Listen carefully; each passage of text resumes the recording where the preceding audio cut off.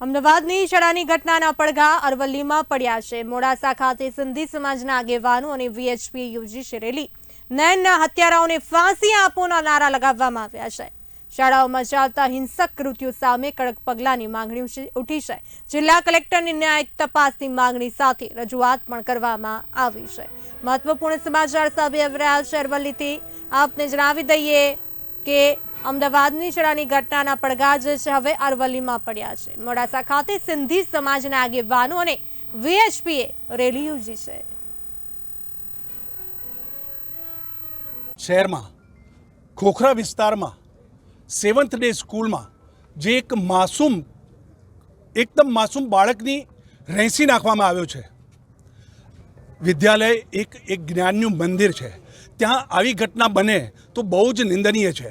આ એક નિંદનીય કરતાં પણ એક પ્રેરણા, એક આના પરથી ચેતવણીરૂપ આ કિસ્સો છે કે આગળ જતાં આ શું થઈ રહ્યું છે બધું।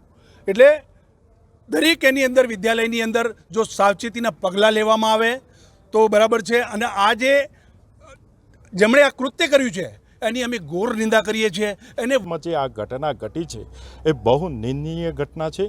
આવી ઘટનાઓ વિદ્યાલયોમાં જે મા સરસ્વતીની જે આરાધના થતી હોય, જે સંસ્કારનું સિંચન થતું હોય, તે આવા આતંકવાદીઓ જો પેદા કરવાનું જો ફેક્ટરી ચાલતી હોય તો હું આ પ્રશાસનને કડકમાં શબ્દોમાં કહું છું કે આવા ગુનેગારોનો કડકમાં કડક સજા થવી જોઈએ। અરવલ્લી જિલ્લાની વાત, અરવલ્લી જિલ્લામાં પણ જો આ ઘટના ઘટી, અમુક વિષયો ધ્યાનમાં આવેલા છે। જો અરવલ્લી જિલ્લામાં આ ઘટના આવી ઘટવામાં આવશે તો વિશ્વ હિન્દુ પરિષદ બજરંગ દળ ચલાવી લેવામાં નહીં આવે।